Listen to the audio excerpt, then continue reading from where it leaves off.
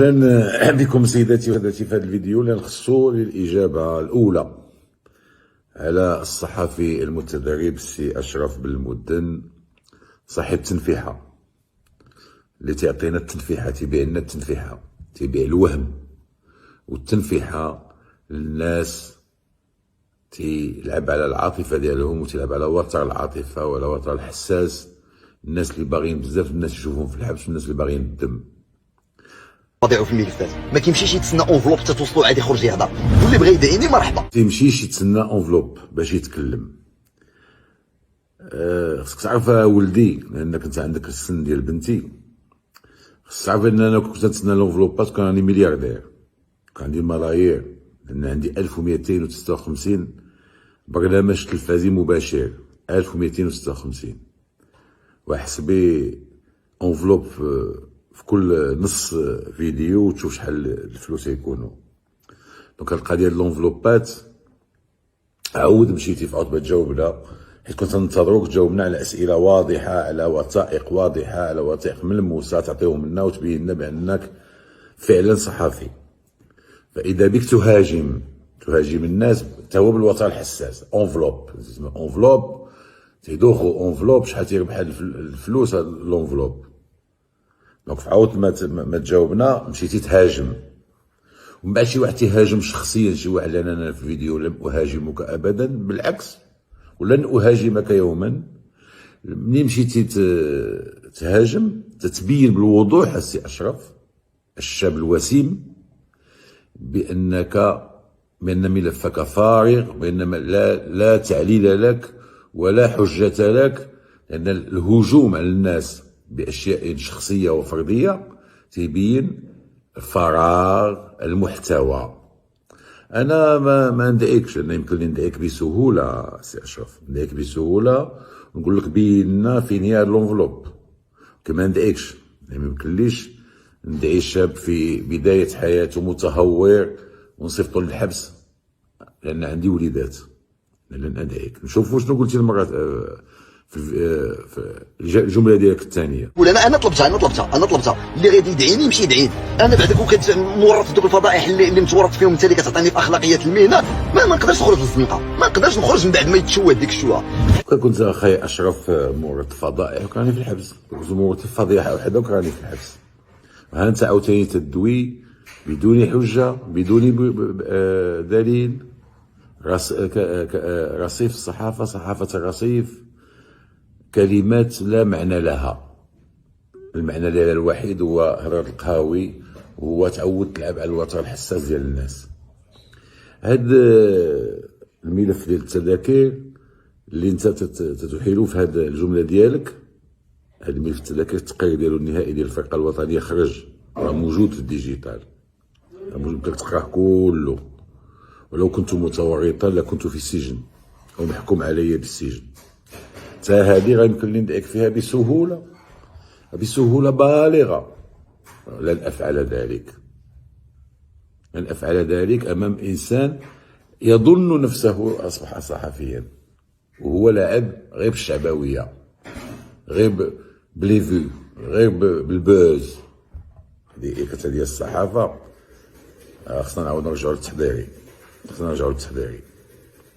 ملي تبقى تتكلم شي مواضيع مهمه جيب لنا دلائل، جيب لنا وثائق، تبقى تخرف.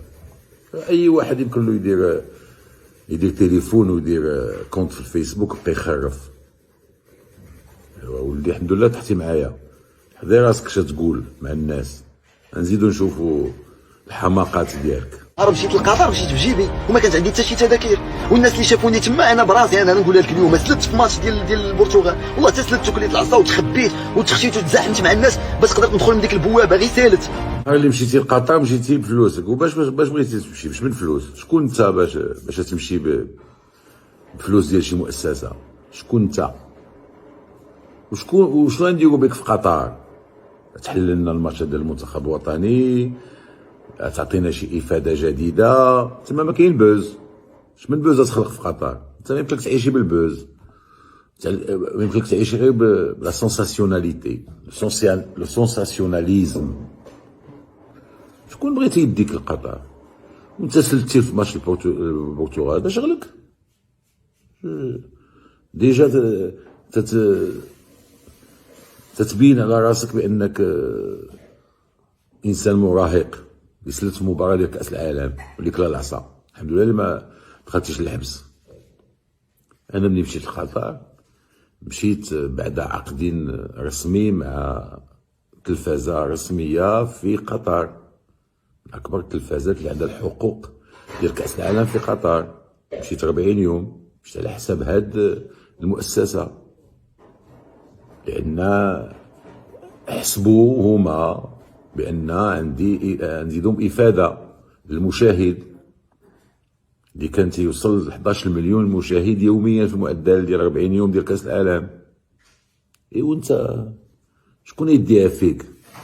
شكون يعرض عليك القطر؟ شكون يصيفطك القطر؟ بغيتي تسلت، بغيتي تمشي تبسير، بغيتي تمشي فلوسك، ما ماشي فلوسك، هذا لا يهمنا. حنا تيهمنا البراهين والدلائل اللي طلبنا لك في ملف تتكلم عليه مده 3 اسابيع، واللي النهار الاول قلنا الله جاب لنا شي واحد اللي يفيدنا باش بقينا نتكلموا في هذا الملف، لان ما عندنا باش نتكلموا. ما يمكنش نسمعوا الهضره في القهاوي ونجيو نتكلموا نديروا فيديوهات. دونك منين درتي لنا الحلقه الاولى فرحنا، ولكن منذ الحلقه الاولى ما شفنا حتى حاجه. تطلبوا منك ذاك الحاجه، مابقاش تهرب، مابقاش تعاودنا الخرايف، عاودنا جيب لنا الدلائل اللي قلنا لك عليها. جيب لنا الدليل بان الوداد توصلات بمنحه ديال 3 مليار و700 من عند بارون ديال المالي.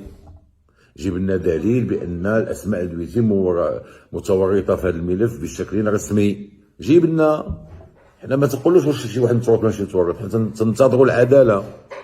جيب لنا، ما تبقى تعاودنا الخرايف عليك. شكون داها فيك؟ شكون عرفك؟ جاوبك عليهم. ما تسناش واحد حاط تصويرتي وكاتب لكم تعليق اش قال اشرف وانا ما قلت والو. يعني انا اللي غادي نجاوبك على 3 ديال هاد الاسئله. اولا الجزء الثاني المتعلق بالبارون المخدرات الحاج بن براهيم الملقب بالمالي، والاسماء اللي ذكرنا في الفيديو الاول متعلقه بالشبهات مع هذا الشخص هذا، واسماء اللي باقي ما ذكرناش كاع واش متعلقه ولا ما متعلقاش. فين هو الجزء الثاني؟ فين هو الجزء الثاني؟ هذا هو اللي تنتظروا منك. وهاد الاسماء اللي مازال ما عطيتينا هادشي اللي تنتظروا منك، وكتطلب على الله باش تعطينا اسماء بدلائل وببراهين. اما تبقى تصنع لنا الخرايف ما عندنا ما نديروا بها. وهذا شغلك دير الجزء الثاني والجزء الاول. حنا سولناك على الاجزاء اللي درتي، عطينا البراهين، خصوصا حنا سولناك على برهان واحد، هو عطينا دليل الفيرمون اللي جا الوداد ديال 3 مليار و700، واللي تيرد الوداد فريق اللي عاش بفلوس المخدرات. وهذا خطير من الناحيه الرياضيه، بعدا خطير، لان في اي مباراه قاريه يبداو الفرق الكبرى اللي تتنافس الوداد واللي تتخاف من الوداد واللي بالنسبه للوداد عظم كبير تدير اعتراضات وتشوه اسم المغرب واسم الكره المغربيه اللي هي في احلى حلتها. اما الجزء الثاني، الجزء الاول، فين هو الجزء الاول، فين هو الجزء الثاني؟ هذا شغلك. الجلسه البرلمانيه، واش فعلا ما غيمشيوش شي برلمانيين اللي اليوم امام القضاء، ومنهم بعض الاسماء اللي ذكرنا في الفيديوهات ومازال غنذكرهم بالاسماء. عاود بغيتي دينا للبرلمان ودينا له تبين للناس بان راه الناصري ما قد خلاوش يدخل البرلمان.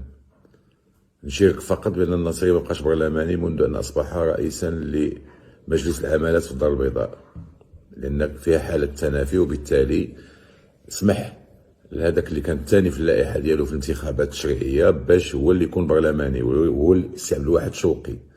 فاليوم الناصري ماشي برلماني، دونك ما داخلش في هاد الخرافه الجديده ديال بعض البرلمانيين تم منعهم من ولوج قاعات البرلمان. ولكن انت بغيتي لنا عاوتاني بغيتي الناس يعطفوا عليك. جاب لنا دوسي اخو جديد، الدوسي اللي تكلم عليه المغرب كله، جميع المواقع الاجتماعيه وجميع التلفازات وجميع الاذاعات دوا على القضيه ديال 17 برلماني سيتم منعهم من ولوج قاعات البرلمان. جاب هادشي للموضوع عاوتاني، هادشي الخرايف. كيفاش بغيتي تكون صحفي؟ اخلاقيات المهنه اللي تتكلم عليها، وبعد كون صحفي وامتهن هذه المهنه عادي يمكننا نتكلموا على اخلاقيات المهنه، لان لا اخلاقيه لك. شي واحد يتكلم بلا وثائق للناس، تيصيفط الناس للحبس، تيصيفط الناس للعذاب بدون وثائق، ما يمكنش يكون عنده اخلاقيات. صعيب عليك اولدي هادشي، صعيب عليك. الله يرد بك، الله يرد بك.